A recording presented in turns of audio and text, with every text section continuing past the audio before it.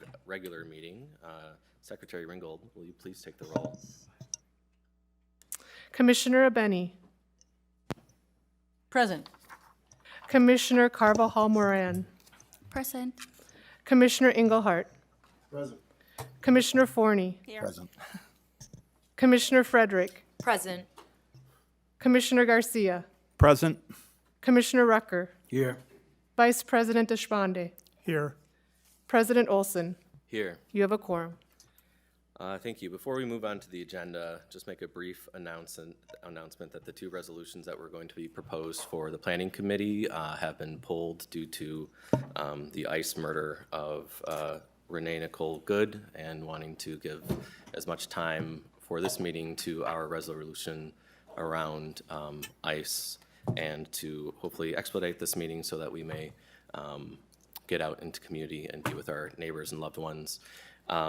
So if you are here to speak on that, those issues, feel free to do so, but we will be bringing those forward at the Planning Committee 2 weeks from now on the 21st, and so you can come and speak then as well. And then also, before the approval of the agenda, I would like us to take a moment of silence to honor the bravery and the life of Renee Nicole Good, who was taken far, far too soon.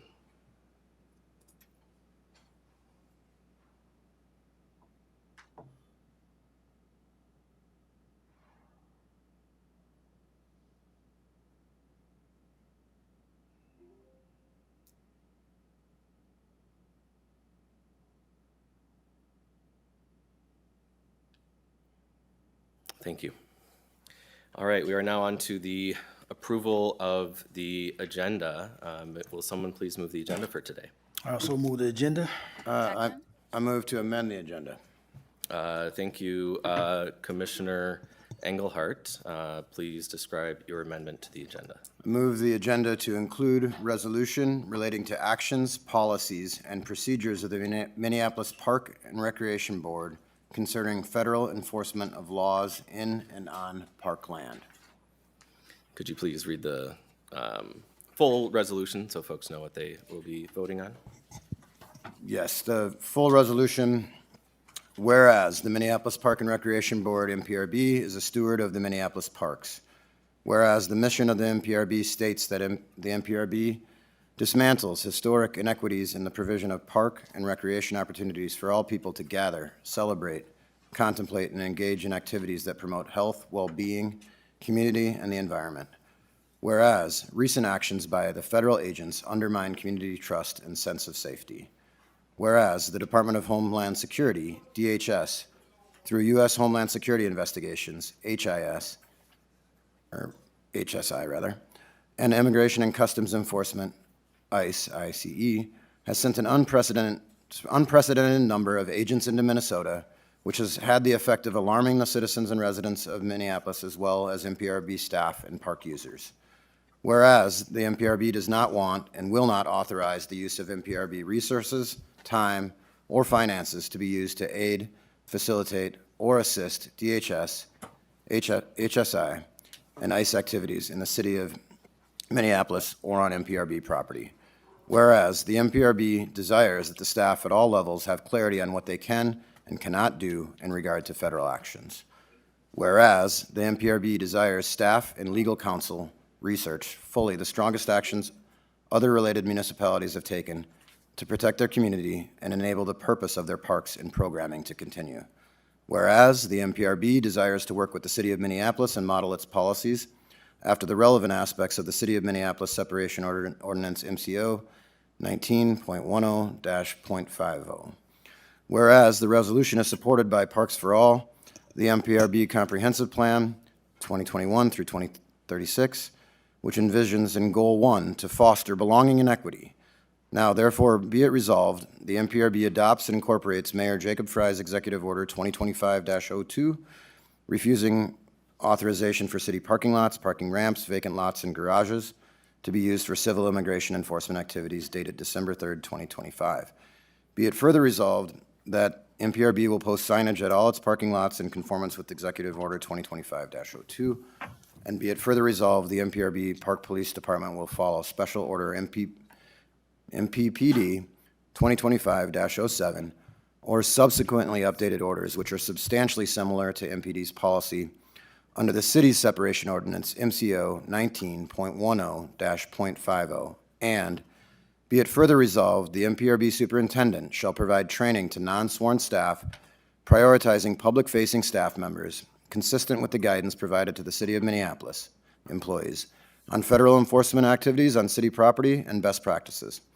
And be it further resolved that the MPRB superintendent continue to provide regular reports to the board, and that the superintendent and legal counsel research and advise the board on all possible legal avenues to protect the parkland and park users from intrusions by federal agents, and on any further actions or ordinances the board can take on or enact. Thank you, Commissioner Engelhardt. We will now move on to discussion of this proposed amendment to the agenda. We will be able to discuss the specifics of the resolution if it moves to the agenda. So it would just be discussion on whether or not we should add it. Is there any discussion on whether or not we should add this? Okay. Seeing none, all those in favor of amending the agenda for today, please say aye. Aye.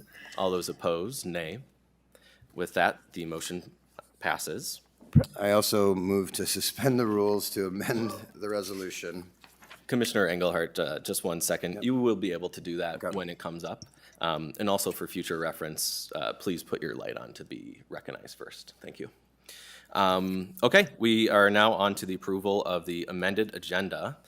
Any discussion on the agenda? Okay. Oh, sorry. Yeah, Secretary Ringgold. Thank you, President Olson. I don't think we had a second on the amendment. So if we could just get a second on the amendment and then vote again, that would be great. I second. Okay, seeing a second, discussion, seeing no discussion. All those in favor of the amendment, please say aye. Aye. Aye. All opposed? With that, the amendment passes and our agenda is amended. Now on to the amended agenda. Would someone please move that that has been moved and seconded. All those in favor of the amended agenda, please say aye. Aye. All opposed? Nay? Okay, say nay. No one, that passes unanimously. And on to the approval of the minutes. Would someone please move the minutes of December 3rd? I'll move the minutes of December 3rd, 2025. Second. Fantastic. Any discussion? See no discussion. All those in favor of approving the minutes, please say aye. Aye. Those opposed say nay. With that, the motion carries. Okay, we are going to skip reports and officers for this time. For the reports of appointees to outside boards, commissions, or committees, before I ask other commissioners if they have anything to report from their outside committees, I would like to make appointments to the committees that we missed during our first annual meeting. To the Blue Line alternate, I will appoint Commissioner Garcia. For the Mississippi Watershed Management Organization, that will be Commissioner Rucker. For the Heritage Foundation, for my place, that will be Commissioner Garcia. And then for the additional commissioner, that will be Commissioner Forney. And do any other commissioners have any reports from outside committees or commissions and boards? Commissioner Garcia. Thank you, President Olson. This Tuesday, I attended the City Planning Commission.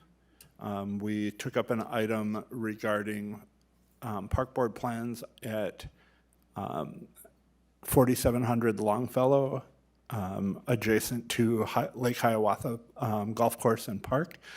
There was a request for variances regarding the parking lot for the proposed service center at that address. We had about an hour of debate around whether or not the Planning Commission felt that the variances were acceptable. The city staff had approved them and passed them with recommendation to be passed. Excuse me. However, in the course of the vote, the park board's request for variances was denied. So that item will have to be referred back to staff for additional development and planning in the area to meet the stated requirements of the Planning Commission. Thank you for that. Commissioner Forney?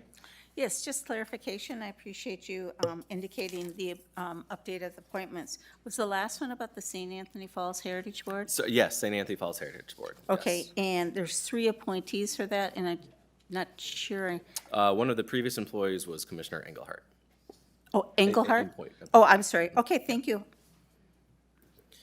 Okay. With that, we will move on to consent business. Now, with consent business, we typically will have someone move the consent agenda as a slate, unless there's a specific item in there that you wish to pull, in which case you could request that we pull that for discussion. Barring that, though, would anybody like to move the consent agenda as a slate? I'll move the consent agenda as is. Second? Okay. With that, any discussion? No discussion. All in favor, please say aye. Aye. Aye. Opposed? Nay. With that, the consent agenda has been approved. All right, let's see here. So we are now moving on to unfinished business. When someone please move Resolution 2025-265. So moved. Is there a second? I second. Okay, fantastic. So we do have a Commissioner president. Olson, or President Yep, Olson? Secretary Ringgold. President Olson, we've gotten to this spot very quickly in the agenda, but we should probably take action on this after the 5:45 public hearing. That would make sense. Yeah. Thank you for that. Okay, so we will move on from that for now. Table that discussion for now. We are also going to be pulling from the agenda the discussion item on the Upper Harbor Park. Unfortunately, the staff member in charge of that is, I believe, under the weather. So with that, we will move on to new business, where we have Commissioner Engelhardt's added resolution. So would someone like to move that resolution? So moved. Is there a second? Second. Fantastic. Okay, with that, do we have a discussion potentially around amendments to this resolution? Yes, I move to suspend the rules with the purpose to have the most updated version of the city ordinance, City of Minneapolis ordinance, reflected with an additional, be it further resolved, I'll read it in its entirety. Be it further resolved, whereas the MPRB adopts and incorporates fully all aspects of the City of Minneapolis separation ordinance MCO 19.10-.60 as enacted December 17th, 2025. Be it further resolved, the MPRB Park Police Department will follow Special Order MPPD 2025-07 or subsequently updated orders which are substantially similar to MPD's policy under the city's separation ordinance MCO 19.10.60. And this is to make sure we have the December 17th city ordinance reflected as the most recent and substantial ordinance that we're looking to align with. Okay. So typically, when we vote to suspend the rules, there is not actually discussion on the rules. So typically, we would vote to suspend the rules, we would not have discussion on that, and then we would vote on that, and then if we do suspend the rules, then you would have been able to do what you just did. But that is still fine here. So seeing no discussion, all those in favor of suspending the rules for that amendment, please, this is a roll call. Secretary Ringgold, will you please take the roll? President Olson, thank you. And I also would, we'll need a second for that as well. Okay. Is there a second to suspend the rules? I second. Thank you, Commissioner Frederick. And now with that, Is a point of information, it would, on something like this, is there an opportunity just for a brief discussion on suspending the rules, on the motion to suspend the rules? Or no? Yes? Okay, okay. before we vote. Commissioner Benny. Thank you. And thank you for walking the new members through this. This is already a degree of difficulty 7 maneuver, so thank you for doing that. I'll say that I'm planning to support suspending the rules, but in general, that's not something that I think is a practice that I typically would support, and I understand all the reasons, there's several, why this might be warranted this evening.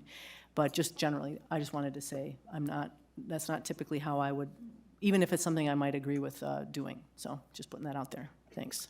Thank you for that, Commissioner Benny. I believe we are on to taking the roll. Secretary Ringgold. Commissioner Benny, Aye. Commissioner Corvo Hall Moran, Aye. Commissioner Engelhardt, Aye. Commissioner Forney, Aye. Commissioner Frederick, Aye. Commissioner Garcia, Aye. Commissioner Rucker, Aye. Vice President Deshpande, Aye. President Olson. Aye. You have 9 ayes. Okay, and with that, the suspension of the rules has passed, and we are on to discussion of the amendment. Commissioner Engelhardt, do you have, would you like to speak to your amendment to the resolution? Yes, I would. I intended to bring this forward, obviously, it was on for public viewing at 5 p.m. yesterday. We have lost a community member to the chaos and pain and brutality that has happened. I want to name that I worked with, and we can name Commissioner K. Carvajal Moran and Commissioner Kedar Deshpande as co-authors, and worked very well with Secretary Ringgold and Deputy Superintendent Ringgold and Superintendent Bangora and Legal Counsel Brian Rice to get this in front of us today. And I appreciate that working relationship. This is, primarily to align with what the city has done. And the Park Board schedule didn't allow for that, with the last meeting being December 10th and the rapidly escalating situation we're dealing with the federal occupation of our city and the pain that we're seeing. We believe it's simply, to align and provide direction and training and for front-facing staff, and I'm happy to answer any questions on what that might mean. I had my own. Does that mean arborists? Does that mean crew leaders? It means anyone that's out there in the public. It doesn't mean, you're back behind an office. And I believe that means to train on what you can't do, so you cannot use Park Board resources, time, or other resources to assist federal activities, and also to clarify what you can do. I wish we could move further. Honestly, this is not as far as I wish we could go. That's why it talks about further research and looking to what other municipalities have done or other legal research. Our parks and our programming are a key part of our identity. It's a place to go to take a beat from the rough modern life we have. And what's happening with this federal occupation of our city is the furthest thing from that. So this is, I feel like, the least we can do, and we have to take action at the first available opportunity, which is right now. So that is why I brought this forward today, and I appreciate the working relationship with everyone I already named. And I hope that this does result in further action and further strengthening so that we can be resolved as a city to be as strong as possible as we can at the local level in the face of the reality we live with and the loss of life we've just had a moment of silence for today. Thank you. Thank you, Commissioner Engelhardt. I didn't want to interrupt you because you're saying some very fine things there. But we are under the suspension of the rules on discussion of the amendment to the resolution, rather than the resolution as a whole. Just a quick reason why you need to amend the resolution here under the suspended rules? Yes, just to have the city's most recent December 17 ordinance reflected. Okay, thank you for that. Commissioner Benny. Yeah, and so speaking about that, so when you'd read when Commissioner Engelhardt, speaking through the chair, read that piece about that amendment that we are suspended the rules to add, wouldn't it be better just to strike the previous, the older named, city number and include the updated number? Because I think you read, that a long section was read, but is it just striking out text that's maybe aged out and updating it with a new number? Would that work? I will say what I have before me Okay. on my sheet here is the last the top of the whereas on our final page here is struck out, and the, in bold and red is, I believe, what we would be adding. Secretary Ringgold, can you confirm that that is the amendment that we are currently discussing and voting on? President Olson, thank you. So in your resolution, or your amendment packet, everybody has, it looks like this. Go to the very last page. And on that very last page, you'll see a few things. So one of them is striking a whereas. And then you will see adding a new resolved. And then there was also another resolve that spoke to the same separation ordinance, so there would be a correction to that resolved. I would need to leave it to maybe the motion maker or legal counsel to know if we need both of these, or if you could do just a change from that 5 to a 6 in the existing resolution. But I think there is some difference between both adding that new resolve clause as well as changing that 5 to a 6. And I also realize we should remove the word whereas in the to be, or be it further resolved, we would remove the word whereas and then continue. Okay, I'll go to Councilor Rice and then back to you, Commissioner Benny. Mr. President, and I think Commissioner Benny maybe asked this question. I think that what I understand, and I have had some communication with the maker of the motion, Commissioner Engelhardt. I think it's his desire that the board go on record as not only referencing the separation ordinance and the correct number, it was amended to go from 19.10 to 19.60.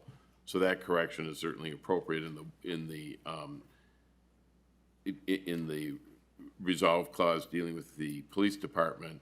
But I also think it's the Commissioner Engelhardt's desire that the park board would adopt and fully incorporate all aspects of that separation ordinance. And there's a little bit of difference between a whereas clause and a resolve clause. But since we've talked, I have had a chance to look more closely at the city's separation ordinance, and I think this would be appropriate if that's the board's desire to actually make that direction clear. I think it is going to maybe require a little bit more work on the superintendent's side to get our staff, the park board staff, more familiar with the details of that ordinance. But if the intent of the motion, I think from Commissioner Engelhardt that you want this in the resolve clause, I don't see that as a significant difference from where this debate was heading. Commissioner Benny. Thank you. That's great. Thank you. Great. So I think for the record, in the resolve clause, Madam Secretary, you're right. In the red line on the last page, be it further resolved, the whereas, the next word whereas should be deleted, and it should be it should be placed, in the appropriate part of the resolve clauses. Okay. Do we need to make that as a friendly amendment, or is that noted? And we can move I forward think if with that. the maker would ask for a friendly amendment, and would be appropriate. I ask for a friendly amendment to strike out the where, Yeah, the word whereas. to strike out the word whereas so it is be it further resolved, the MPRB adopts and incorporates fully all aspects of the City of Minneapolis Separation Ordinance, MCO 19.10-.60, as enacted December 17, 2025. Okay. Does that need a second and a vote at all? I think if the seconder of the amendment would re-second Commissioner Engelhardt's motion, then it could be taken to a vote. And President Olson, that's where we actually do need a second on the amendment still. Seconded. Okay. All right. We can begin to see why suspending the rules and amending in the midst, even with kind of mostly unanimous agreement, can be a bit sticky. But I think we've acquitted ourselves well in our first go-around here. All right, with that, if Council Rice is not actually indicating he wishes to be spoken, acknowledged, I will take this to a vote. All those in favor of the amendment to the resolution, please say aye. Aye. Opposed? With that, the motion carries. We are now on to the full discussion of the amended resolution. Does anyone have any comments, any discussion on the amended resolution here? Vice President Deshpande. Thank you, President Olson. I just wanted to say that, I don't think this is how any of us anticipated our first full business day to go. And I think all of us would agree that parks are sacred spaces akin to schools or churches or mosques or temples. And they must be protected and safe. And the activities of the federal government recently represent a violation of that sanctity. After work yesterday, I went to 4 rec centers. I spoke to 3 different directors to get a pulse check of what they think. And this is how I typically operate. I want to do ground research and understand what people are feeling. And all of them were supportive of what I had to say and based on the resolution that Commissioner Engelhardt has described and brought forward. I believe the federal government is waging a war on its own constituents, and immigrants who are legally and morally disenfranchised deserve a voice. And it's not lost on me that most of these actions are taking place in my district, which is the center of the immigrant experience in Minneapolis. And so I think this resolution helps us, and I commend Commissioner Engelhardt for taking the initiative to bring it forward, and I ask for all of your support. Thank you. Commissioner Garcia. President Olson, thank you. Today was obviously a very difficult day for all of us. I'm sure in the midst of doing a lot of constituent outreach and reacting to emails and things like that that we were getting, to have this news come across was extraordinarily difficult. I would like to extend my deepest sympathies to the Central neighborhood and South Side. My partner, Kate, was a teacher at Southside Family School last year, where the victim of today's murder had a child enrolled, and the ripple effect throughout the community has been terrible, as I'm sure many of us have experienced in our own communities throughout the city. So I again want to thank Commissioner Engelhardt, Commissioner Carbajal-Moran, and Vice President Deshpande for taking up this work. I'm glad that we as a board have the appetite for this, and to echo Commissioner Engelhardt, I wish that we could go further. And then, if it is appropriate, I would like to ask Superintendent Bangora, what sort of timeline do you anticipate needing, and what resources for rolling out this initiative should it pass? President Olson and Commissioner Garcia, we already, this agreement, as the resolution we're looking at, we already as an organization have been acting upon this, and we have been aligning this over the last month. I know that I mentioned back to Council Rice that we did on December 5th put out internally to the organization a lot of the same language. We really adopted, or through my efforts, and we put out to the internal organization this connection to what the executive order was, and also our police and chief. We also looked at specifically aligning ourselves with the city. So we already have been working through this, and I think that it won't take a lot of time. I think for us, as far as putting the signs out, we're already working on that. We can give more information around that. So we already have executed that. Assistant Superintendent Hernandez and Superintendent Barrick can speak to that also, that we are already moving with that same language very close to what the city has done in their signage. So we are going to be acting upon that and putting that at all of our recreation centers, at all of our parks, all of our parking lots throughout the system. That takes a little bit of time, but we are already moving on that as we speak. The rest of everything that we are talking about, we already have been moving on, and we already are moving on that. And so from a timing perspective, we already are engaging in this work and working with, of course, Commissioner Engelhardt, we already have been, it wasn't difficult because we already were doing this work and we already were tying in with the city. So just to say that we are already in a good place. Okay, before we move on, I hope you will have time to continue, Commissioner Garcia, but we have come upon open time. So I will read our open time rules, and then we will be able to move through that. I will also note Secretary Ringgold, at the moment, I do not have a list of open time speakers. Thanks to those of you who have come to speak during tonight's open time. The board's open time rules are as follows.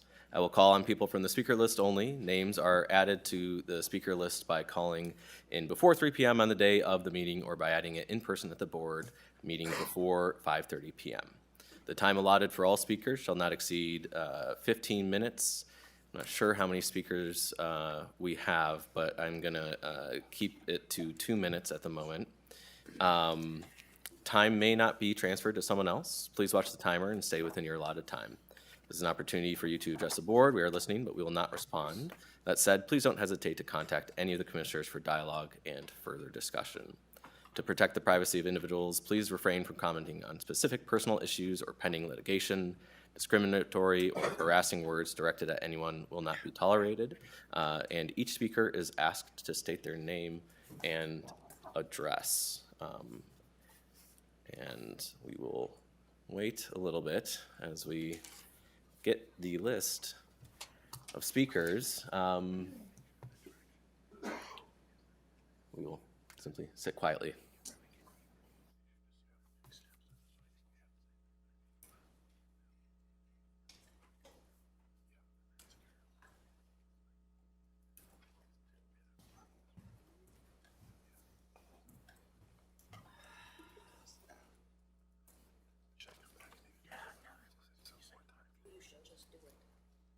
Okay, seeing actually that we have a total of 17 potential speakers, I will make that 1 minute per speaker.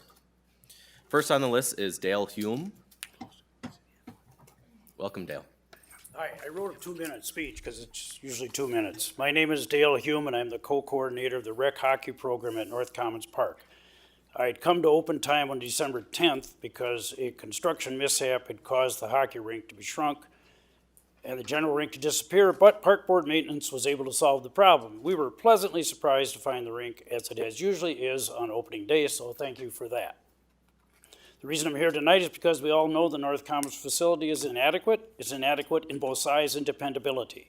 The warmer winters are reducing the dependability of the ice at all outdoor rinks, and it will only be a matter of time before this low-cost hockey disappears for lack of participation. Then only the wealthy will be able to play.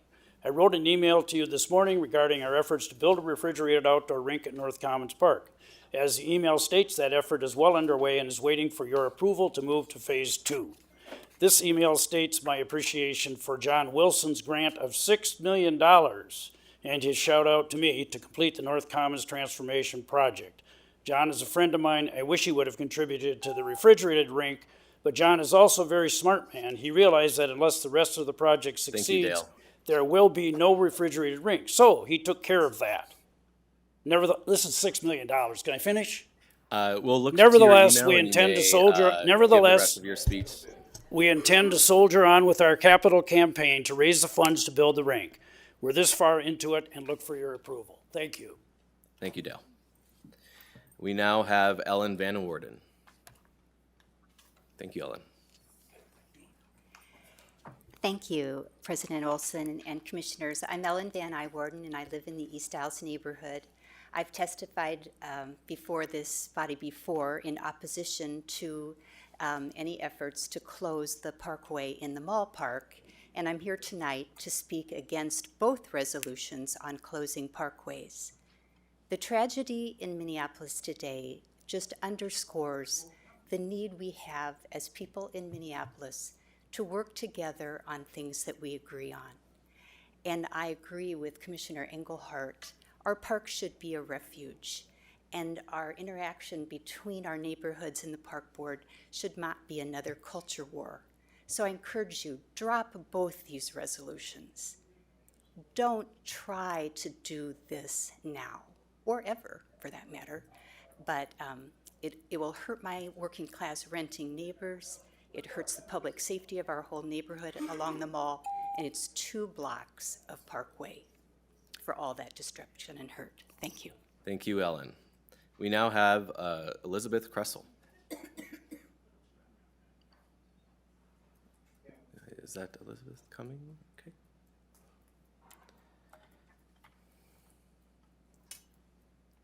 Welcome, Elizabeth. Hi, my name's Elizabeth, and I live over by Minneapolis Falls area, and I do transport kids using a bus, and I've driven several years using the Parkway back and forth as an efficient and safe way to transport. And in my own neighborhood, closer to the Falls area and the Parkway, that is predominantly the way that I travel, is using the Parkway to get across Hiawatha and Minnehaha and over across to Highland Park area in St. Paul. That's the safest and most efficient way. The public city buses on 46th Street, they have the right of way there. They often hold up traffic. I could never even stick to the guidelines of time to get people back and forth. So I would Thank you, Elizabeth. hope that you don't, go ahead with this project at this time. Thank you. you. We now have Mike Coda.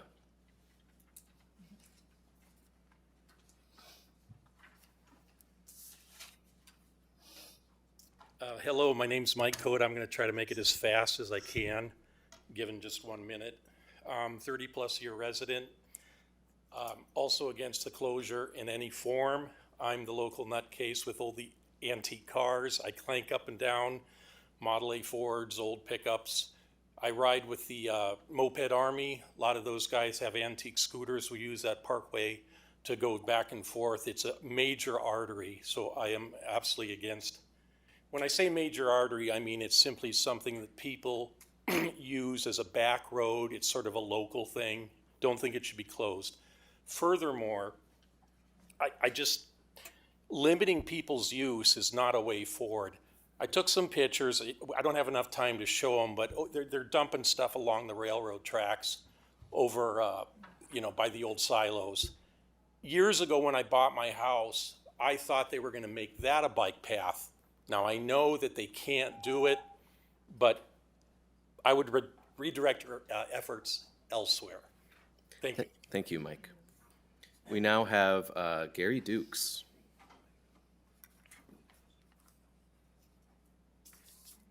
Gary Dukes, 5128 44th Avenue South. It's great that Lake Nokomis is on the agenda.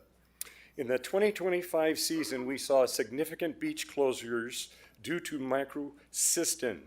Beyond the physical restoration, what are the specific water quality benchmarks the board expects to see by the end of the 2026 season? Also, we know that internal loading bypasses shoreline filters. Is the MPRB planning a follow-up alum treatment if the shoreline work does not sufficiently lower phosphorus levels below the MPCA impairment threshold? Phase 1 of the shoreline restoration faced challenges with plant survival to fluctuating water levels. How has the design for the 2026 Phase 2 been modified to ensure that native plants don't wash away or die? Thank you. Thank you very much, Gary. We now are moving on to Carol Becker.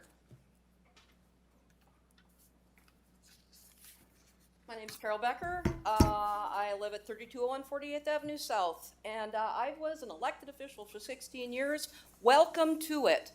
I'm here today to remind you that what you have to sell to us is your values and your ability to represent us. Tom Olson tried to bring in a huge amendment and sneak it under, bring it in with 24 hours notice, and not have any public hearings, not have any public comment, and ask you to vote on it. I am hoping those are not the values that you bring to this office on your first day at work, because you were elected to represent us, and that means talking to us and listening to us and having public input and not sneaking things on the agenda, especially things that are racist, sexist, ageist, genderist. Why do I say that? Because biking, of course, white women bike at 1/3 the rate of white men, black men bike at 1/3 the rate of white men, black women bike at rates so low the census couldn't report on it. So if we're going to have these kind of decisions made, they should be made in public, with public input, with a lot of discussion and a lot of debate, and it's not snuck in on your first day at work when you haven't even figured out where the bathroom is. Thank you very much. Thank you, Carol. We are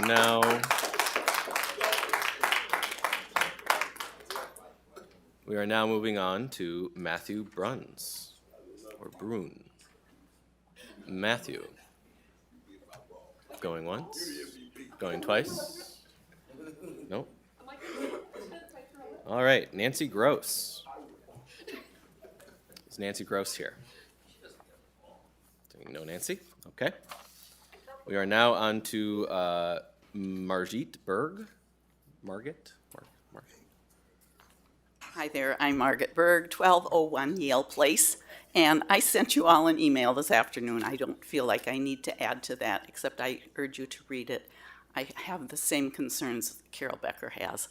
I think it's all about process and procedure, and I've been watching the board for a long time, and I hate to see this new park board start out without going through proper process. So, thank you.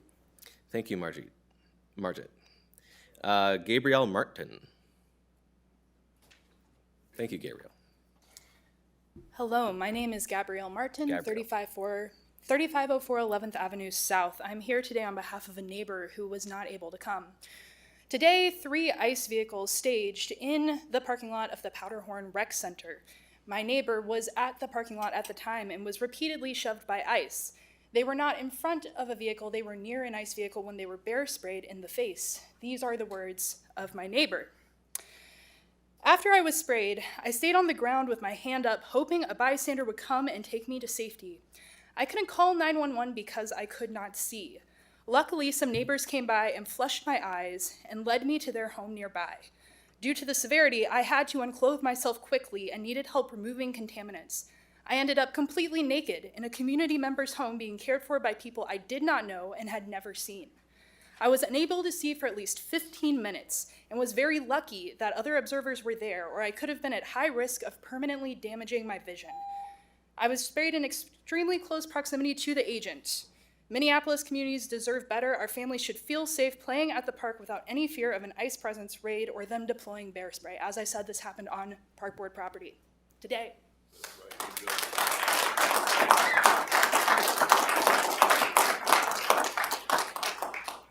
Thank you very much for that, Gabrielle. Erica Dos Santos. I'll keep it as brief as I can. I came to speak about safety of the parkway, but more important things are happening. Sanctuary in the park for our kids, clearly marked, I may have missed it, that this place is not for ICE. A recognition that there is also private space in park board buildings and we need to use that. As far as so creating sanctuary and making safe space for our children and our community members.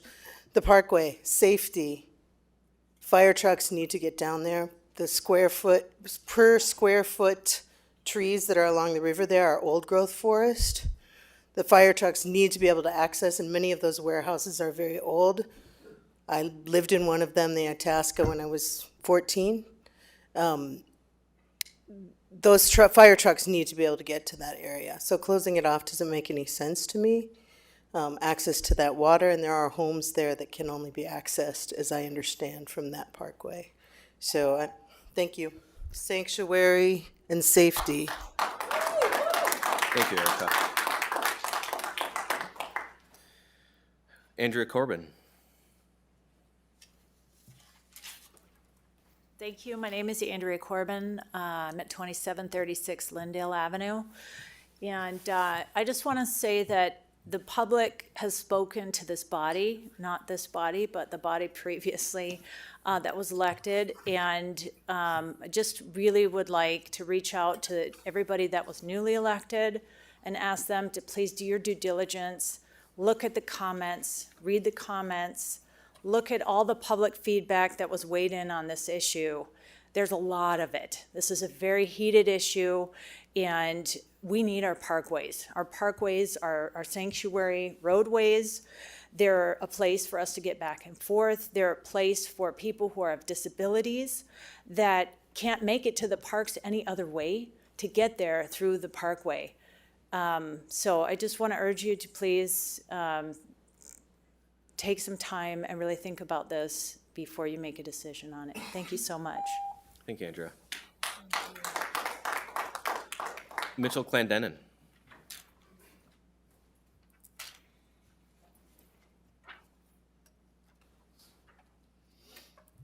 Hello, Commissioners. My name is Mitchell Clendenin, 3000 California Street Northeast.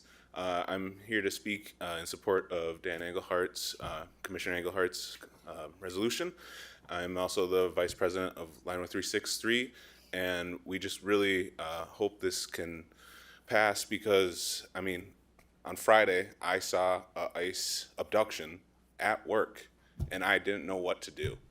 I didn't have any training. I just froze because I was worried about my job, but at the same time, I'm worried about someone's, it was probably a dad or someone's, you know, brother or family member that just got abducted. And I froze. And like, so just some training would be really helpful. And that's why I really implore you to pass this resolution. So thank you. Thank you, Michelle. Okay, Al Flowers. Welcome, Al. First, congratulations to all the new commissioners. I'm not going to even speak on the Parkway, but that's what I came here. But I told some of the citizens I'm activist, and I told them that's Commissioner Rucker's job, but they came to me, and so I'm not going to speak on it because they told me it's not on the agenda downstairs. I'll wait till it's on the agenda.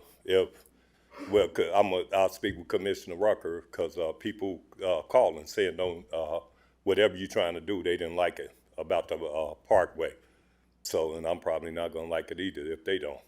But I just want to say, I'm thinking about the summer. I know it's a lot I've been dealing with, the issue over on 34th and Portland. I think Commissioner Despondy, you might be my representative. That could be good and bad. Go Google and see what you think, but that it could be good and bad. But I'm thinking about the parks and our kids in the summertime and what we gonna do. And I know the immigration stuff is really killing everybody, but I want from the immigrant community, we down all the time, African American. We used to this kind of fight.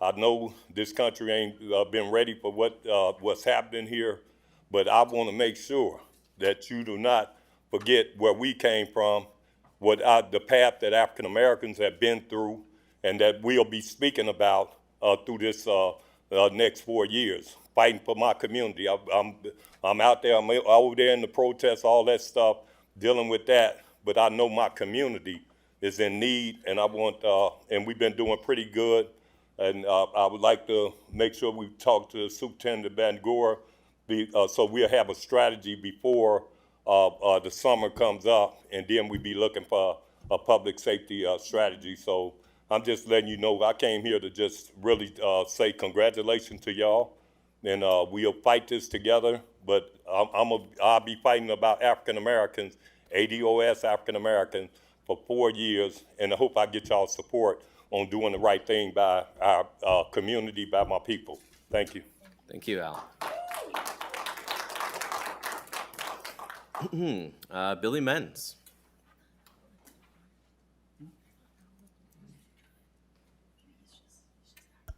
Billy Menz, 1812 Pierce Street Northeast. Congratulations to everybody. This is great. I think that this park board is going to be really revolutionary. I think that you all are going to do a great job. I have something to speak about, though. I am going to speak about Commissioner Olson's amendment, and I agree with Carol Becker's assessment in the fact that as the sort of swing vote on this, who voted both ways, it is a complex issue. I invite any of you to call me and find out why I voted the way I did. It is not out of ideological belief. I am a biker. I care about the parkways. I care about the community. But this is complex. And just because another governmental agency throws money at us doesn't mean we should do this without discussion, which there would be a lot. So I hope that in the planning committee, you at least ask questions about how this would impact planning resources, because that is something that I am concerned about as a Northeast resident. The Grand Rounds missing link has $5.5 million ready to be spent. There is a project. Planning resources are limited. And that was my biggest concern. And this is not the time for that. So I hope you vote against and strike it down in committee. Thank you. Thank you, Billy. Mike Tate. Welcome, everybody, to the Minneapolis Park and Rec Board. Probably don't know me yet, but you may have heard of me. I've been doing this a long time. I want y'all to get focused, please, about my babies, the children, okay? Don't lose that fact. I've been fighting for 40 years for that and what that looks like and what real programming is about and how you got to be uncomfortable as a coach to make them comfortable, okay? I want you to make real policy to hold the rec staff accountable, not give directives, because that's a thing. We've been going through that for 20 years. Let's hold them accountable with your policy making, okay? Look out for the youth. They're the next voters. They're the next taxpayers. They're going through the trauma just like we are with what's going on in our community. But we can make a difference if we show up. We become uncomfortable to make them feel comfortable. And the only way you can do that is be out there with them in the pathway of structured love. We're giving them real programming, not made up events. That's not a program, y'all. A program is where I go there from 3 to 3:30, Monday through Friday, and I get to see Coach. And then I get to see his sister, because she may not play football, but he does. And you can't do it without a black representative helping you do that in our community, please. They know how I've been begging about that. A community black recreational committee that helps all of our kids play together. Thank you very much and welcome to the Minneapolis Park and Rec Board. Thank you, Coach Tate. And finally, we have Catherine Mosher. Or Mosher. Hi, I'm Catherine Mosier. I live at 3840 45th Avenue South, and I'm apparently among the many who really don't like the idea of any part of the parkway being closed. I think it's a bad idea for so many reasons that a minute isn't long enough to list them all.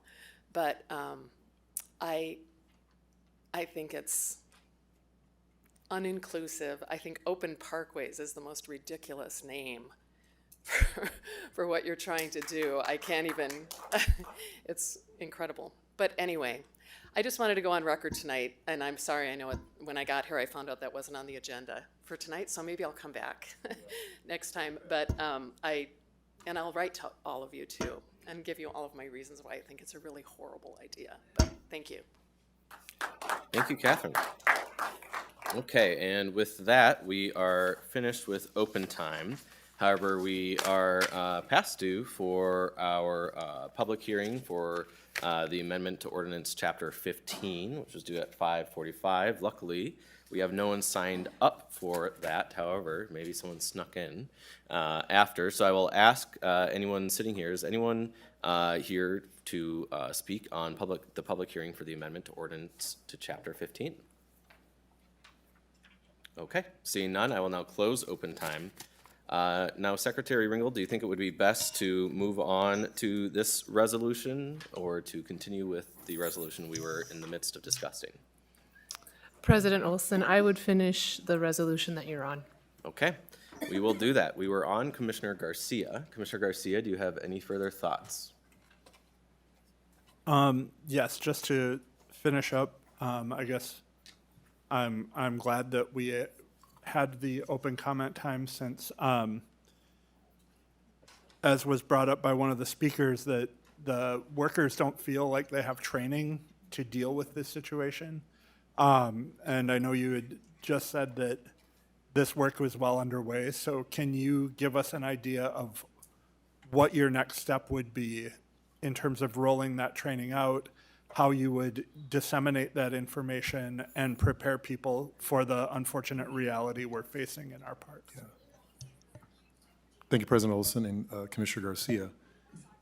Yeah, first I want to make sure I also acknowledge and gratitude to the commissioners who had worked through this, and so thank you for that too. I want to make sure I say it beforehand. Commissioner Engelhardt and Commissioner Carvajal, Moran, and Commissioner Garcia, and Commissioner Despani, so thank you, and all the commissioners worked on. So first of all, I want to say thank you. I want to make sure too that as we look at this, when we started this in December 5th, directly after we had the city and the executive order that came from the mayor, we responded with kind of making sure we're tying in the actions of this organization, and we sent that out on December 5th to the entire organization. Part of that is we're growing as we're learning how to go through this and work through this. We're aligning ourselves, of course, with the executive order.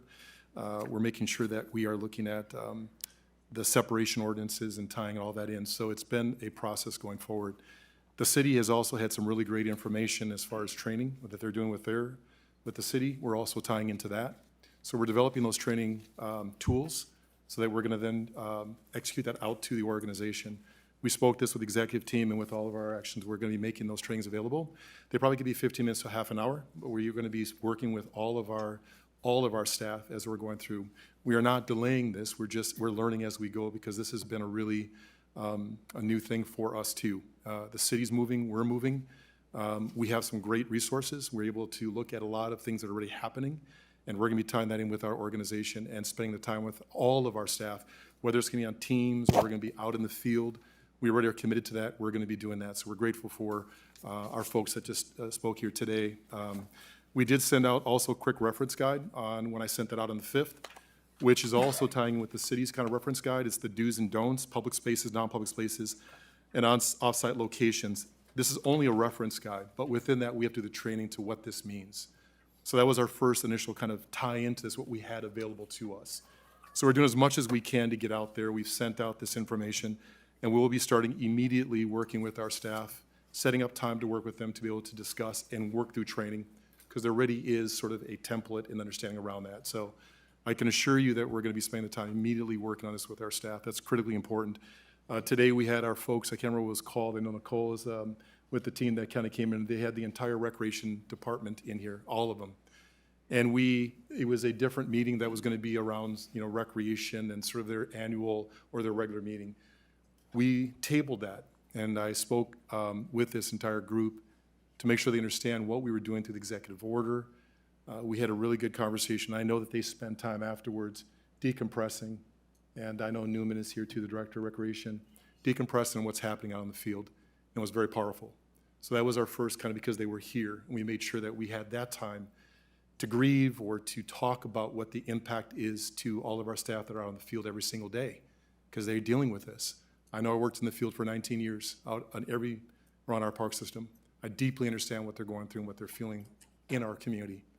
So the signs are being made. We're working on that right away. We're going to go through the training, and we're going to also work more with legal. We talked to Council Rice here with legal, and we're going to look at further actions and legality that we can advance and move through, as Commissioner Engelhardt spoke to. And there will be new actions, I'm sure, coming forward. We'll align with the city on that also, and we'll continue to work on what we can do as a park board and as a system, which you as a board will be able to discuss and bring forward. So as I give reports out to the board, and as we work with legal and new actions, and what we legally can do as we're working with the city, we'll also bring that forward and continually figure out what we can do and what we can move and push. A big part of this will be around data also, as we collect information that's happening out there, and then we can start to look at what other actions we can take legally. So we are very committed to that. We're working through it, and again, I hope that that answered some of your questions, but we are in the process of doing all this work. Thank you for your time and your candor. I appreciate the work that you and park staff is already doing, and I appreciate the additional weight that this places on everyone who's working throughout the park system. So thank you. Commissioner Carvajal Moran. Yeah, thank you, President Tom. I have a further question, or just I want to highlight. I have taken many trainings, and a lot of the trainings are 3 hours, and I think that those are more community oriented, but even with those trainings, there's a lot to unpack. And so I also have done the due diligence to check in with workers and parks that have seen ice sightings. And so a lot of the employees that I have checked in have mentioned that having these trainings be in person, I am aware that, or I believe that for the separation ordinance, the training that is going to be provided to staff is going to be on a computer. And I personally do not feel that something that is so heavy like this should be provided on a computer. I feel like this should be in-person trainings. And then I think if we can further discuss private rooms, I know that the park board does have private rooms for employees to go to, but I think having like a physical sign when, to my understanding, ICE agents can walk into our park buildings, use the bathrooms, and so as I have checked in with employees, they don't feel safe. I know that a lot of the front-facing workers are young youth workers that are impacted or have, community members that are impacted. And so with that being said, just thinking of additional signage for, let's say, private or employees only, just another creative consideration. And I had something else, but I can come back to it. Thank you. Thank you, Commissioner Carvajal Moran. Didn't see who was first, but I believe I saw Commissioner Ebeni first. Just a quick question, and I'm not sure where to direct it. It's not really, it's sort of tangential to this, but there are times of the day where we don't have staff at the parks, in the rec centers and so on. And I've had 1 or 2 inquiries from people in the public where they want to know, like where to report something that they're seeing something, and we might not have eyes on the ground in that location. So does anybody know, is it possible for the public to be directed to call 311? Is that, Superintendent, do you know? You're nodding, because I think that would be good for us to be able to tell people, because we might not have staff there at that time. President Olson and Commissioner Ebeni, yes, and I know that and then it's directed, once the information is directed to, they direct them to our reference our email, which Yep. then gets directed to our attorney, which gets directed to me. So the same thing the city is doing is that there is connection to them where they can call in, and then direction then gets sent to the park board. And then the park board then, we capture that information, and of course Council Rice gets information. And so we're tracking all that information, then it gets sent to me, and then we're able to respond to it from what we know. And I know Council Rice can step in, go ahead. If I could, Mr. President, Commissioner Benny. Please do. This meeting tonight is very good. Just, Microphone. thank you, Commissioner Forney, apologize. Just, so much has happened, and, there's an expression that sometimes decades go by and very little changes, and then days happen and years go by. We're in that situation now. Superintendent is right. A month ago, he sent out an email to all staff saying that Mayor Fry passed an executive order. The park board would comply with the executive order. Included in that was information. There would be a dedicated line, and if they see anything, observe anything, use that email line. And I am linked into that. Our firm is, along with the computer. Mr. Lauber has set this up. The flow has been very low, and part of that was because the presence of ICE and these agents has only in the recent days ramped up to the point now we saw what happened today, and not just ramped up, it's here. The material that the city has and that I've passed on to the superintendent and staff now has is not only this quick reference guide, but an actual form that employees, and I did communicate with a person who gave testimony today and asked for her information, although she's not a park employee, if she would provide me that information, because it's critical as we move forward to develop strategies to understand exactly what's happening on the ground. I talked with Commissioner Carvajal today. She also had an interaction, and so these are going to build up. And so the better this organization, you as commissioners, all of our employees can document what they saw, what they observed, and get it to the organization. And there is an email number that links in to a repository that involves both staff here and my office. We will be able to help formulate a response. The awareness of that was there, but getting an email and self-absorbing, as Commissioner Carvajal talked about, just doing something online is probably not sufficient in this case. The organization is going to need to broaden out that effort. So I hope that added some more context for commissioners. Commissioner Benny, anything further? You're done? I'm good, thanks. Okay. Commissioner Engelhardt. Yeah, I do appreciate the conversation around training. I mean, any organization, the workers are, so important, and they can be the eyes, and that's who people look to, and those relationships. We heard some about that with our youth. So in relation to community safety and what's happening, that's so important. And, President Olson didn't move, took two things off because of the gravity of the loss of life today in our community. And I considered briefly, not very long at all, whether or not to talk about something else that's coming up on the agenda tonight, which is the Committee on Employee Relations. And we'll be talking about that when it's time to talk about that. But I believe they're closely connected, and that oversight that will be a new committee, as long as we approve it, is to stay on top of what kind of training there is. I have worked representing state employees for nearly 14 years, and in other settings as a union professional. A core union value is quality work, and that can be for non-represented folks, of course, that work for the park board. And then that's about, it's on management to manage and enforce that. So we have to have training under the 7 tests of just cause. Is the rule known? Is it reasonable? Is it enforced uniformly across the board? And it has to be very clear that you cannot, if you are employed by the Minneapolis Park and Recreation Board, that you cannot assist, aid, or abet these federal activities, and what you can do if you so choose. We are not going to direct people to take other action, but we're going to clarify what they can do, as Mitchell testified to being frozen on Friday. What an awful feeling. So we're going to make sure that that's clear. I want to name also that you'll look throughout this resolution that may, and in my opinion needs to move to an ordinance, that the word immigration is removed everywhere it possibly can be. And where it's not removed is because we're referencing what the city of Minneapolis did. None of this is about immigration. It is about pain and brutality and authoritarian rule, and it is harming our community, and it's harming every single one of you, no matter who you are, because if they can do that to someone else, they can do it to you. We've all heard that quote of first they came for this group, that group. They're coming for every single one of us. And we lost someone today. We lost life. So notice that is intentional, that it does not say immigration anywhere except for where it absolutely had to. Thank you. All right.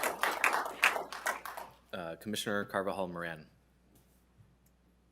Thank you. So I just wanted to also provide a little bit of context. I am on the ground every day right now, and so we did call 311, and so just a little bit of context. There was a car that was left, so we thought that someone was abducted, and so 311, I'm trying to be careful, but 311 was not able to fully assist us in navigating the kidnapping of our neighbor, and so I just want to caution if we are going to be calling 311. I know that as electeds, we decided to run for this position, and so also in a way of front facing. I have again checked them with centers and have told them like, hey, if there is any, if you see anything at the parks, federal agents staging, like please make sure to contact me. As commissioners, I feel like we should be that first person. We know our districts very, very well and know the constituents. And so I just believe that as commissioners, we should be the ones that, if we are going to be documenting and sending those reports, at least what I'm asking from community, like to please reach to commissioners and send those requests. I know that for some of us here on the dais, we are involved in rapid response chats, and so that's how we have been getting notified. Today, there was 2 adoptions that happened at Powderhorn and also Phillips, and so because we're in those chats, we're fast to respond. And so when we bring, like another entity, it just, the message gets, it's too late. So that's all I have to say. Thank you for that. Commissioner Garcia. All right, I'll try to keep this brief. I just want to kind of follow up on what Commissioner Carbajal Moran just stated, that we are in a moment that none of us were prepared for, and that needs to change. There's been a lot of talk about meeting the moment, and so I would just implore you on behalf of myself, the constituents who reach out to me every time that they see an ICE vehicle at Powderhorn Park or at the Phillips Rec Center, that we have to do better and we have to respond faster. Adding more layers between reporting and saying it has to be called in here and then it will go to this person and then it will go to this person and then maybe we'll send somebody out is not meeting the moment. It's not protecting the residents, and it is what we need to do. Thank you.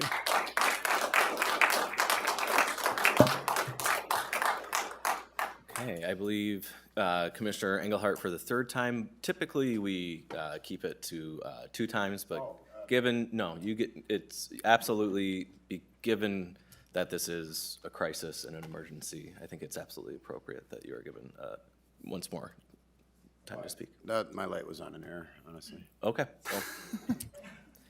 Well, I'm seeing, okay, Commissioner Abeni. Just a quick thing, and I appreciate those comments. The inquiry I had was from a District 5 person who said that they knew their primary contact was the District 5 commissioner, but I can't direct them to call you again. Just say, well, just call them. So I'm looking for another maybe reliable pathway for citizens if they can't get a hold of somebody. So I think oftentimes when you create a process, it's important that it's repeatable and reliable. So I think knowing that 311 is a good alternative, and if they have a personal relationship with you or they know that you're available to handle their call, that's fine. But in the case that they can't get you, I think 311 would be a good thing for people to understand. Okay, I'll do my own. So, I think I would like to underline Commissioner Garcia's point there. Everything is moving very, very quickly. And I really do believe it's critical that we do have our own version of rapid response, even if that rapid response is giving folks, kind of a clear answer that is maybe not the ideal answer, but a clear one that is quick, that is maybe faster than 311. So while we're considering this, perhaps we can think of some sort of expedited temporary system that as we weather this, invasion, we will be able to respond to constituents in a very quick and rapid manner if a district commissioner is not available or maybe doesn't have the answers. So that is what I will say. I see Commissioner Frederick. Thank you, President Olson. Underscoring the need for rapid response as a park system, I also support and have heard from many constituents about the need for this response at the parks themselves. I'm also aware that our park police on multiple occasions have been able to respond to instances in and around the community quicker than sometimes MPD. They have been at many instances as recent as this summer at Annunciation, responding very quickly. So to know that they are capable of that, I think is a good place to start, to know that our park police can be directed quickly and efficiently in order to respond to these instances is of note, and that we have the ability as an organization to streamline that. That response is within our capabilities, and I also just wanted to add that urgency to underline what Commissioner Garcia said as well, that we have the responsibility as an organization to do so. And I also just wanted to say thank you to Gabrielle for your comment today in reaching out and elevating this response and urgency as a neighbor. Thank you for that. Commissioner Engelhardt. Yeah, I think, as part of the resolution is we will have ongoing reports. The next meeting is in 2 weeks. The crisis is now. So, being as clear and as quick as possible, on this training, the resolution language itself, the language, whereas the MPRB desires that staff at all levels have clarity on what they can and cannot do in regard to federal actions. There's been discussion about, what happens when ICE is deemed to be staging, like defining staging. And it all requires, absolute clarity and in-person training. And I would say to some extent, maybe even role-playing certain scenarios. So, we need that implemented, and we need this implemented. We need to pass this tonight as step one. But, who does respond? Is it park police? Is it the park patrol? Facts. Who's telling them that? Moving that. So this clarity is needed, and we need to move on it as quick as possible, obviously. Great. Thank you for that, Commissioner Engelhardt. Any further discussion? Any further discussion? Okay. Seeing none, we will take this to a vote. All in favor of the resolution before us, please say aye. Aye. Aye. Opposed? That motion passes.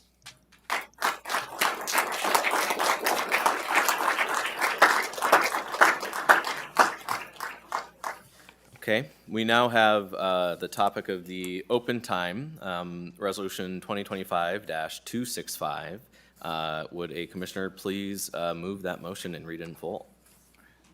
I'll move Resolution 2025-265, second and final reading of a resolution amending PB 15-3 of Park and Recreation Board Code of Ordinances relating to parkland dedication.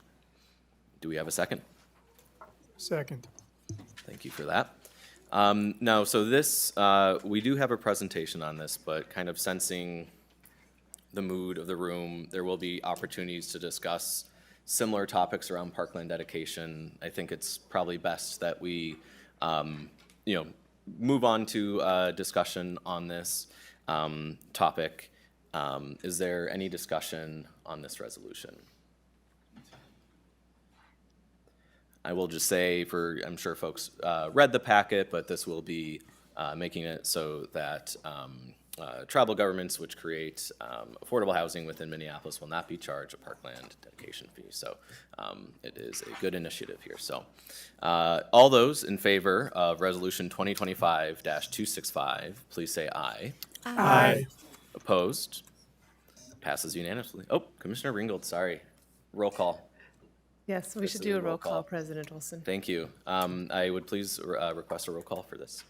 Commissioner Benny. Aye. Commissioner Carbajal Moran. Aye. Commissioner Engelhardt. Aye. Commissioner Forney. Aye. Commissioner Frederick. Aye. Commissioner Garcia. Aye. Commissioner Rucker. Aye. Vice President Deshpande. Aye.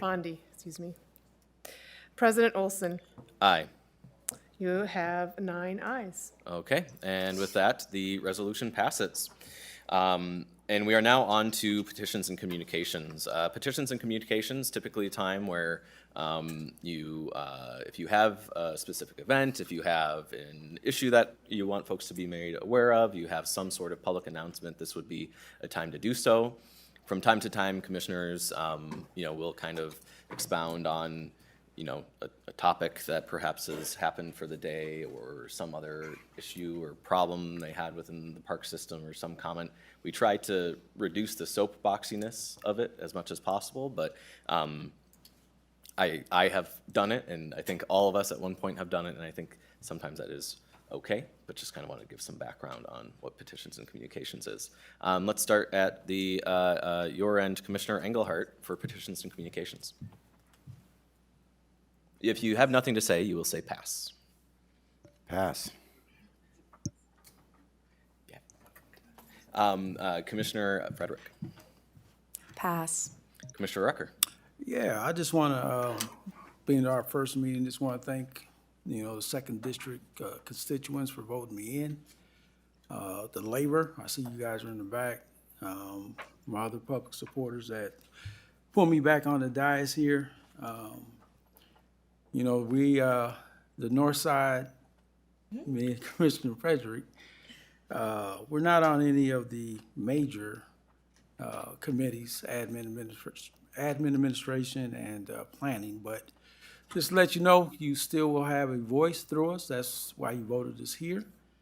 And we will, continue to fight for the north side. Okay. Commissioner Carvajal Moran. Yeah, I think that tonight is a very, very heavy night for Minneapolis, and so I want to thank all of the community that is here. I know that Southside is processing a lot and mourning, and so I just want to thank everybody that was able to make it here. I know that some of the constituents that have reached out to me were not able to make it here, and so I just wanted to bring light to just this really, really heavy week.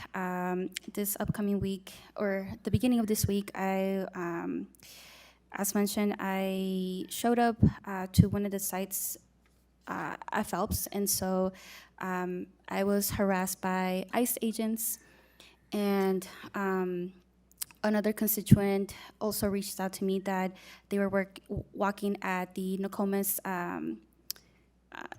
parking lot and Nokomis Lake, and they also mentioned that they were harassed by ICE. And so, with that being said, we're seeing the escalation of our parks, and our parks should not be used for these just for harassment of our neighbors. And so I just wanted to bring light, and again, thank you for all of the community that showed up and shared what's happening in our city. Thank you. Commissioner Forney. Pass. Commissioner Garcia. Pass. Commissioner Benny. Thank you. I'll just briefly say, since a lot of people engaged with the two Parkway items today, and then they were pulled from the agenda, so kind of for reasons, I get that. But anyway, I hope that the commissioners take a chance to look through the many emails that came in. I'm sure there are some in support of the amendments or the resolutions as well, but I think that you'll find the vast majority aren't, and I hope you seek to understand maybe the concerns. And I really appreciate all of the direct engagement and interest in the park system. At the end of the day, I heard a few things today.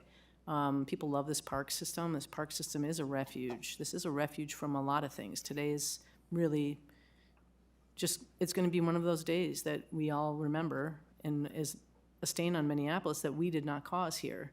So, but the parks are a place for people to be in nature, be with each other, and kind of put some of this, out of their minds, at least for a little while. So I'm hoping that people will think about the way in which people want to experience the parks, move through the parks, and understand what people are saying in some of the comments and emails that were received today. That's it. Vice President Deshpande. I just want to thank my constituents again who are in District 3 in this area that's heavily affected, particularly Phillips and Powderhorn. A number of them have reached out to me by email. A number have called me. and left voicemails. And I think as I respond to them, they are happy to hear from me. And so I encourage all of us, commissioners and staff, to talk to the people that are in the parks, because they want to hear from us and they want to know that we're listening and that we are acting and working proactively to address the situation and make our parks safe. Thank you. Yeah, I will just say, I'm not over enunciation. I'm not over the assassination of Melissa Hortman. Frankly, I don't think I'm over George Floyd. And now we have this on top of it. And what really gives me heart is, all of you have come with such vigor and such determination to seek justice for our city. I know that we as a board will be one that does that. Go out into your communities, give love, give support to your neighbors, stay safe. Try as much as possible to keep peace, because what these folks want is nothing more than for a reaction that they can then take even greater tyranny over us. So thank you all for that and for this great first meeting. One last thing I forgot, I need to appoint. Could I take my pass back? I will allow it, but first I need to appoint to the Standard and Conduct Committee Commissioner Deshpande. And that will be the end of those final appointments. And Commissioner Engelhardt. Thank you. We adults learn by doing, so I was a little caught off guard by what that purpose of the agenda was. To the voters and constituents in my campaign team, and of course labor, yes, I'm honored to be here. And I knew we had to act, so, I feel like I just stumbled through that agenda and got a lot of help, like I mentioned earlier, from Secretary and Deputy Superintendent Ringgold and Council Brian Rice, and Kay and I have been meeting with Al for quite some time now, including on that December 5th reference date. What we're seeing right now is a real tipping point, and I'm glad that we're taking action, and it means a lot to me, and I know it means so much to our community that we just voted 9-0 to move that resolution. So good job to us. What our parks and our programming, but really our parks, programming is of course important. I don't want to diminish that. It's a lot. We heard the judge that swore us in on Friday talk about he probably wouldn't even live where he lived or in Minneapolis at all if it wasn't for the parks. And I think I feel the same way. So, but they have to be safe places, and they have to be a community third space. So I'll say that we have to be able to respond and ideally not react in the moment in what we're dealing with, and this is a political crisis. And so, rules and decorum and that sort of thing. I give President Olson a lot of credit for working through it and pulling those. And I honestly wish people would recognize the moment in some of the comments that they're making and choosing to speak to what they speak to in the moment that we're in. I find that disappointing. Core union values are, the greatest good for the greatest number, quality work. We need strong leaders in our community and at every level of government. And we got to stand up in this moment, or we're going to fall into the depths of fascism and authoritarian rule. So we got to push ourselves to think what is actually happening around us, respond, not react. Do we have to change how we might think or what values we hold? And then no one is free until we are all free. And it's going to take all of us. There's more of us than them, and we can take them. And the Minneapolis Park and Recreation Board is key to that. Healthy third spaces, building community. That's the only way out of this mess. So let's go. I'm happy we did that 9-0. Thanks. Thank you, Commissioner. Commissioner Frederick. I also learned by doing, and I went after Dan, and I'm new to this as well, and so I just wanted to take that pass back as well and just extend my gratitude and sincere love and appreciation for all of the members of the community who spoke out. Like Dan said, it takes us all. It takes every single one of us to bear witness. to the tragedies in our communities, and it also takes each and every one of us to lift each other up. And I know that in these moments, as a community, we've been tested in a lot of ways, and I know that we're going to be able to rise up, to lift each other, to extend those hands to each other, and to create a movement that really supports and uplifts every single person in this community. I feel like we're all aligned in that in a lot of ways, and I really look forward to continuing to protect and uplift the Minneapolis community, and that's all. Mr. President, if I could. Oh, of course. Speaking on corrections, earlier in the ruling, as your attorney, one of the roles is parliamentarian, and I made a mistake. A motion to suspend the rules is not debatable. I knew it. I knew it. So under further review, the call did not stand on the field. So if a motion is made to suspend the rules in the future, it is not debatable. My apologies. Okay. All right, with that, I will adjourn the regular meeting, and we are on to standards and conduct.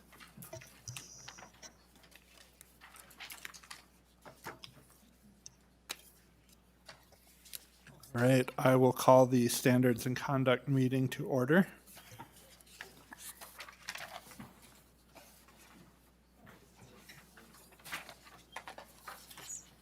Secretary Ringgold, will you call the roll?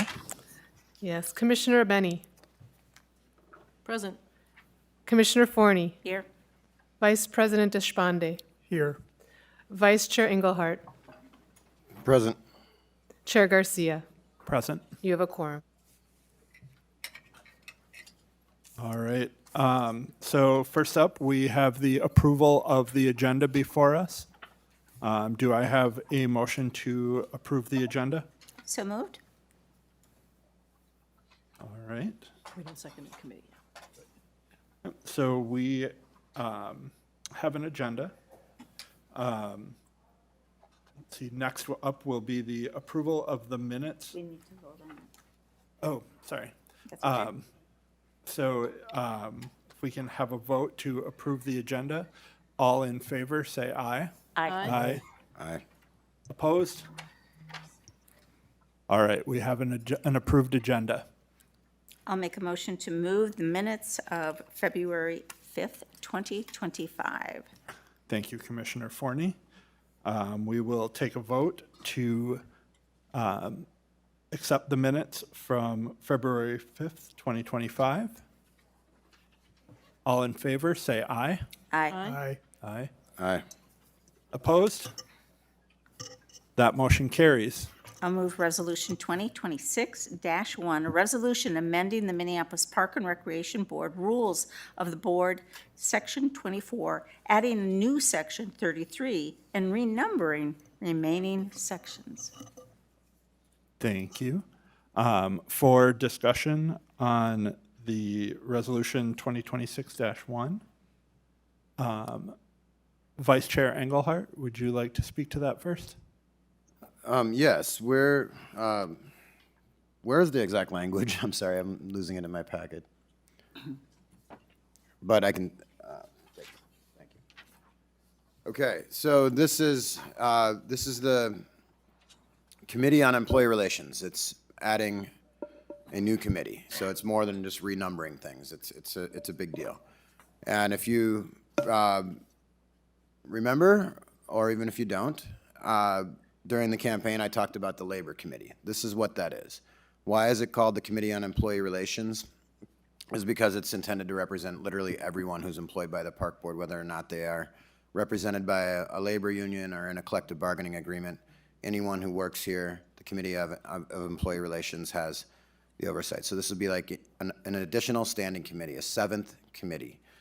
The language specifically is, the Committee on Employee Relations may review and consider and shall recommend proceedings and policies for all matters concerning the employment relationship between the Minneapolis Park and Recreation Board and its employees, and where applicable, their collective bargaining representatives. The committee shall adhere to the Public Employment Labor Relations Act, PELRA, Minnesota Statute 179A, the Government Data Practices Act, Minnesota Statute 13, and other laws in its proceedings. I have worked for MAPE representing state employees with that same PELRA, the Public Employee Labor Relations Act, for 14 years. We passed this in 2 weeks, and I will plan to be chairing this committee. It is to implement, core union values, quality work. That means management holds workers accountable, and the union makes sure that, in the absence of a non-union, there are policies that that accountability is done fairly and uniformly across the board in the 7 tests of just cause. It makes it so that commissioners and the public have more of an eye on what's going on, whether it's contract bargaining or grievance handling, for example. Looking at, are there patterns? Is there a certain work area where there's a specific number of grievances that are high, and why is that? How many grievances are going to arbitration, and can we settle them differently? It really is to look down to make it a more open and transparent labor relations process, and I feel very confident in my ability to lead and chair this committee and explain throughout the process to all of you in the community and this Board of Commissioners the best practices in labor relations. Some of the relationships I'm very proud of representing various state agencies are really models, and I think we can build that out here. And I don't want to make it sound like everything is negative in the terms of this, but it's really to build out the best practices. We did have a real flashpoint and some real need of learning and reflection, some best practices to build out from a 22-day long strike the summer of 2024. So I'm excited that we're discussing this and looking forward to passing this and sharing this, and I think this is exactly how we get the Minneapolis Park and Recreation Board, that it is the #1 rated park system time and time again in the United States, to be also the employer of choice. Thank you. Thank you, Commissioner Engelhardt. Secretary Ringgold, did you have anything to add? Chair Garcia, thank you for asking. I will just share that Superintendent Bangor and I have met with Vice Chair Engelhardt, and we're looking forward to working with him on this committee if this passes, and so we're hopeful that it does. Thank you, Secretary Ringgold. Do we have any other discussion from the committee?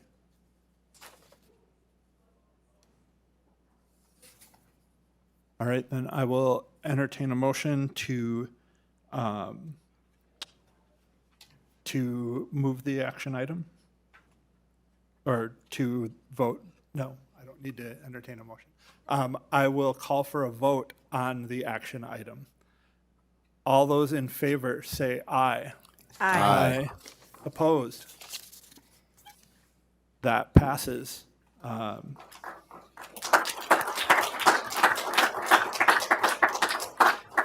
Yes, and I would like to thank everybody for their consideration in this momentous development, and I appreciate that we do have members of our distinguished labor force here to witness this.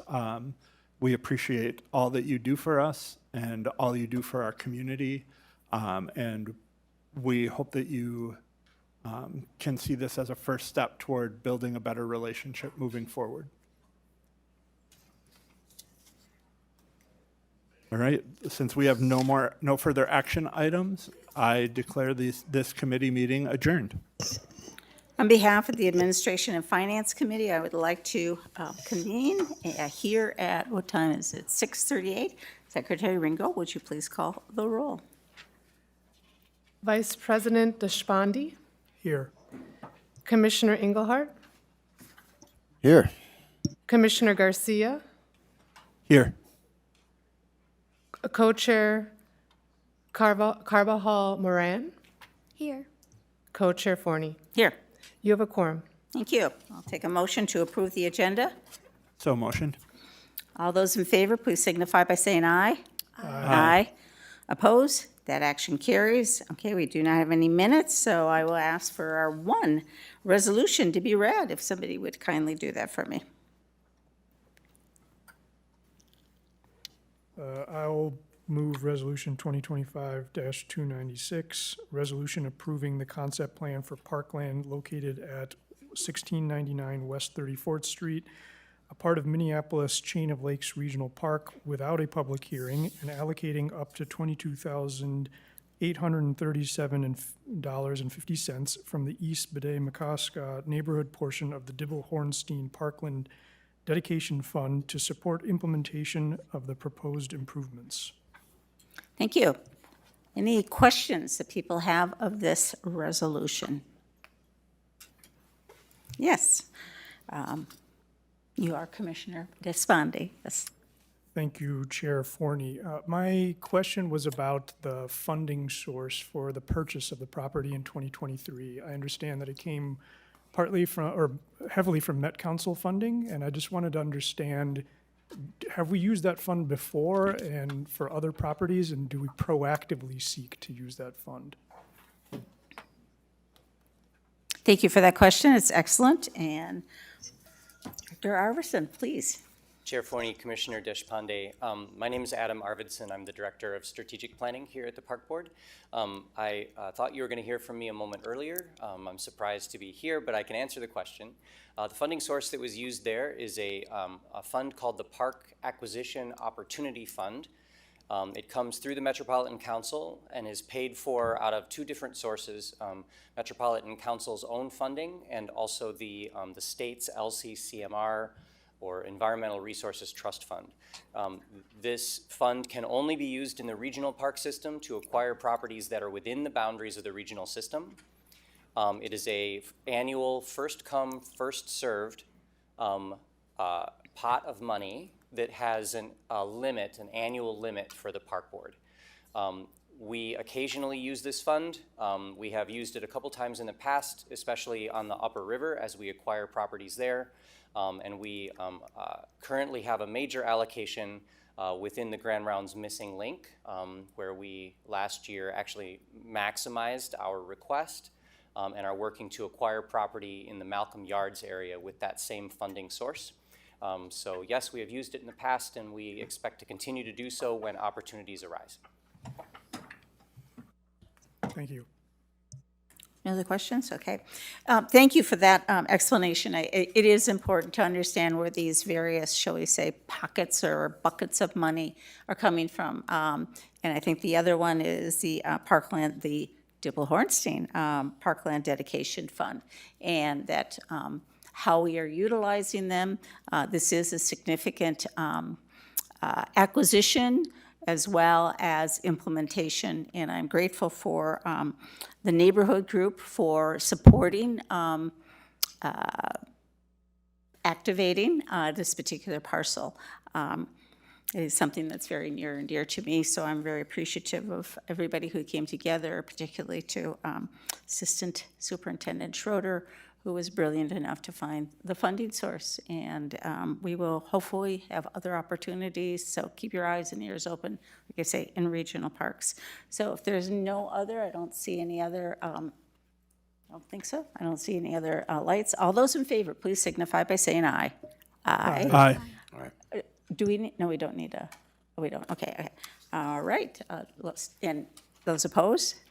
Okay, that action carries. With that, then, I will declare the meeting adjourned.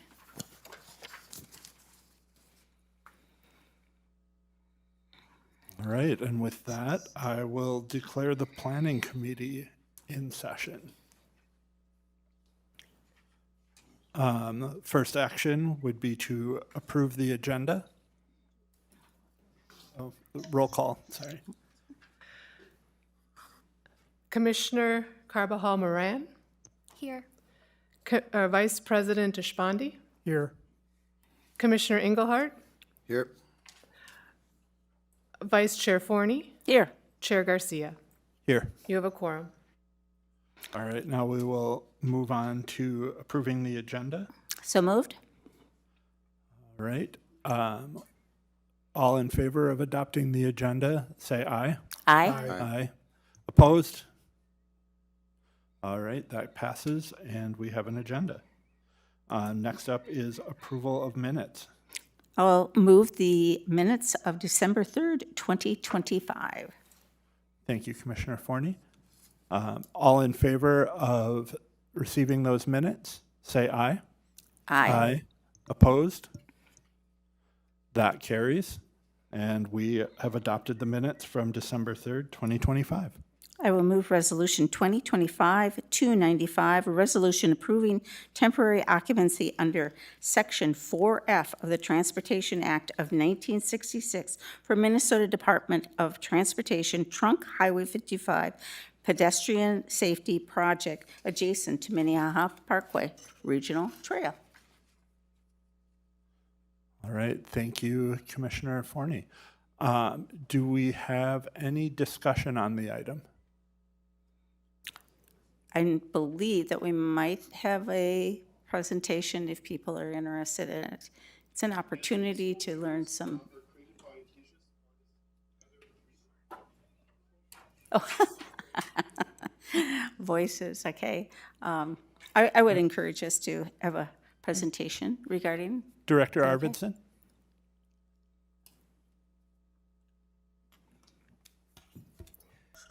Thank you, Chair Garcia, for the opportunity.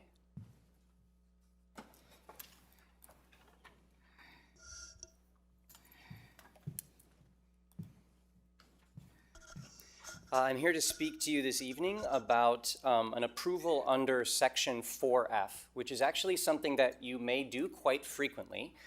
So we felt it was worthwhile for me to maybe rocket through a couple of basics on 4F. This is a major opportunity for the Board of Commissioners to protect parkland when projects by external agencies might be impacting that. So this is a fairly big deal for you. And so I just wanted to talk about really quickly what is 4F, how does that interact with our work here at MPRB, and then to say a few words about the actual project in front of you. So 4F is a section of an act, a federal act that was passed in 1966. And it has become part of the required environmental review for federal transportation projects. So 4F is a shorthand for a big paragraph. It essentially says that any federally funded transportation project needs to consider and limit the impacts to, or mitigate impacts to, a small class of land types, including park and recreation lands, which is what we are mostly concerned with. Required under the Act and under the federal procedures is consultation with and concurrence by an official with jurisdiction. We consider that official with jurisdiction to really be the Board of Commissioners. So anytime there's a 4F interaction, the Board of Commissioners will take an action on that. Staff then typically signs these letters with the authority of the board. So in terms of our role with 4F, there's really two pathways that we see pretty frequently. One actually more frequently than the other. There are several other pathways, but we don't interact with them as closely. We do have a pathway called de minimis. That's often used for bigger or more impactful projects. This typically includes full environmental evaluations and can be for projects where land might change hands, either through acquisition or easement. This typically involves significant staff work on determining impacts and mitigations. An example of this might be a light rail project that passes through parkland. More frequent, we see a pathway called temporary occupancy.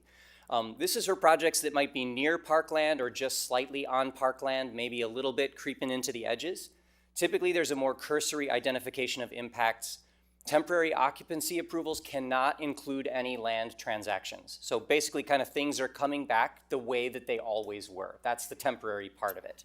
There's some other specific requirements that have to take place, but the key here is that our land might be used temporarily during a transportation project and then returned to us in an equal or better condition. So typically we're seeing between 6 and 10 of these each year. So you may not pass a month without actually seeing a 4F project in front of you. So that's why we wanted to talk about this a little bit. We have a similar process for both de minimis and temporary occupancy projects. Typically another agency, in this case actually the Minnesota Department of Transportation, who do have staff in the room tonight to answer questions about the project itself, should you have them, approaches us to talk about the project that they have in front of them.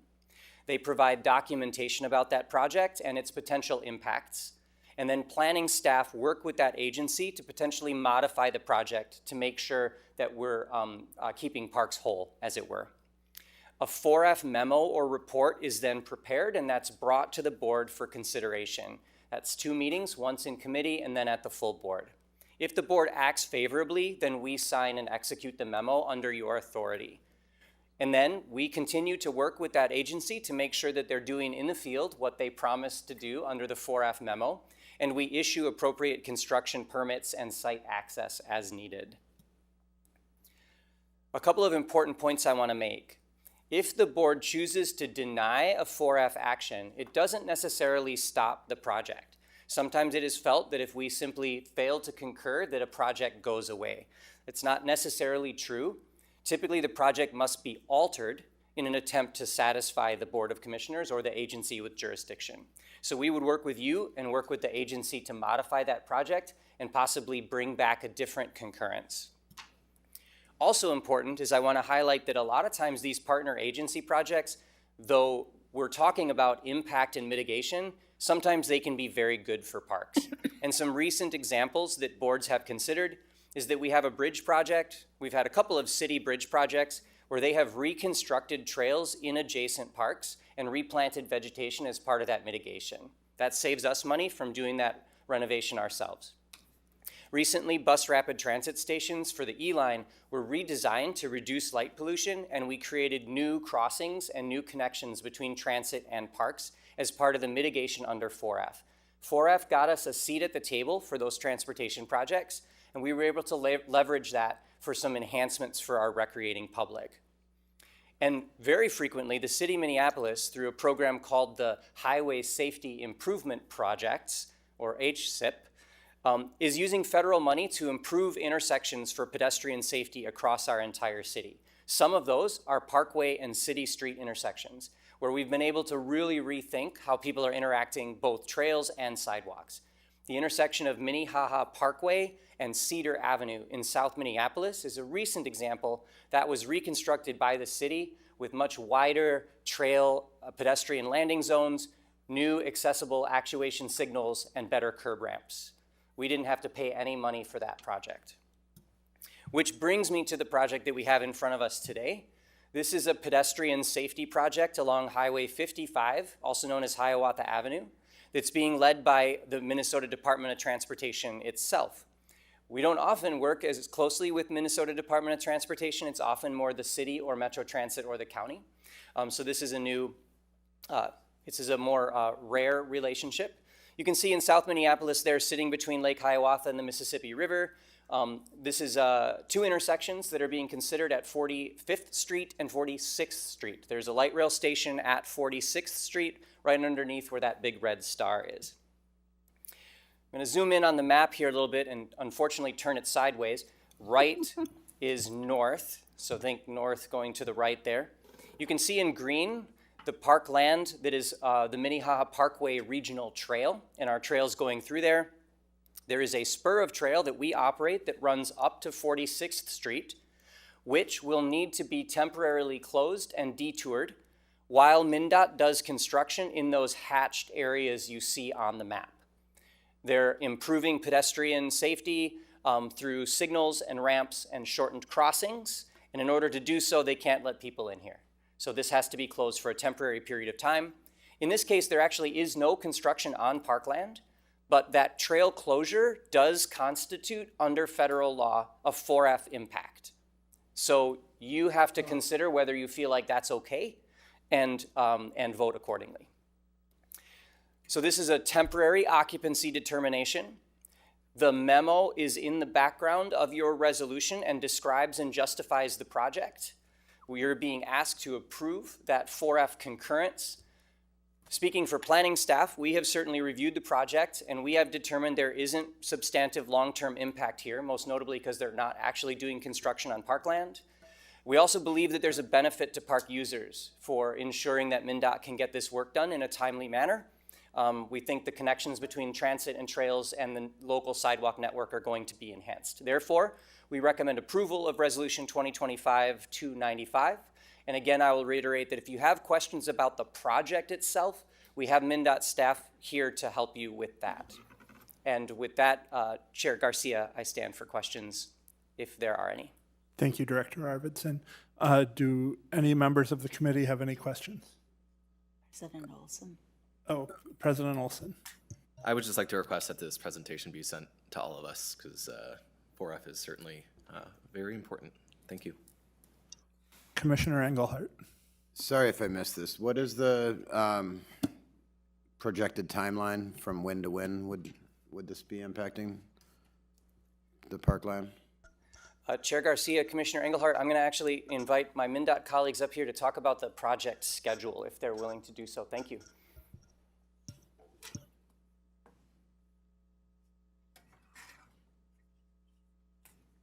Hi, I'm Sarah Tester. I'm the MnDOT project manager for this project. The timeline of the closure of that segment of the trail that Adam mentioned is approximately 2 weeks. So it's a short closure. We don't have set dates that it will happen at, but it is approximated to be closed between late September of 2027 through early October of 2027. Thank you. Thank you. Thank you. Are there any further questions? Oh, Commissioner Forney. Thank you. And thank you for the presentation, Director Robertson. This is a really, really significant power, I think is maybe the way to say it and everything. And I say that because I unfortunately have been very intimately involved in it for a couple of decades. I'm sure most of you were aware of the Southwest LRT debacle, I will say. And one of the biggest reasons why that was so contentious is because 4F was not taken into consideration until after, what was it, like 80% of plans had happened, something like that. And so money, et cetera, you know, whatever. And so we were not a voice at the table. When it comes to the blue line, we were brought onto the table. And so I think that's a really, really important thing, that they realize the significance of our voice early on in all of these projects. And so I'm very, very proud of the fact that, you know, we do have this seat, and hopefully nothing like Southwest LRT will ever happen to us again, but Hiawatha was exactly the same way. And so we have moved forward, that, you know, entities are realizing that we have a significant role, and we need to be proactive in that. And so I really appreciate staff's involvement, and like I say, 4F will come by us again. Another one, which maybe Director Arvidsson can mention, is what's called Section 106. And we don't get that very often, but at least we do have, you know, some degree of leverage here and there. So if you want to mention what that is, I'd appreciate it. Chair Garcia, Commissioner Forney, Section 106 is another kind of federal environmental category that reviews the impacts to historic properties and structures, again, when there are federal projects or transportation projects. It operates a bit differently because jurisdiction over Section 106 rests with the State Historic Preservation Office. So while we sit as consulting parties, typically with 106 processes, the board never gets to take a formal action on approving or denying a Section 106 finding. This is why 4F is so important, because 4F can also apply to historic structures and properties. So sometimes we get that double reality of it's a park and it's also a historic park. And so it connects to both of them. But you will see 4F actions in front of you. We may occasionally talk about 106 or comment on it, but you will not really take actions under Section 106, which is the historic preservation statute under federal environmental law. And so I'll just add one other thing, and that is the fact of we are so unique in our being an independent governing body, and I'm sure that it's going to be a conversation during the course of this year, because there has been a report that was done by the city that really has in question our independence. And so I really hope that everybody will stay tuned, because we really need to be vigilant in protecting what's so near and dear to all of us, our parkland and recreation. Thank you so much for the presentation. Thank you, Commissioner Forney. Is there any further discussion on this action item? Seeing none, I will move this to a vote. All those in favor, say aye. Aye. Opposed? All right, that motion carries, and that action item is approved. Then, with no further action items, I will declare this meeting of the Planning Committee adjourned. Congratulations.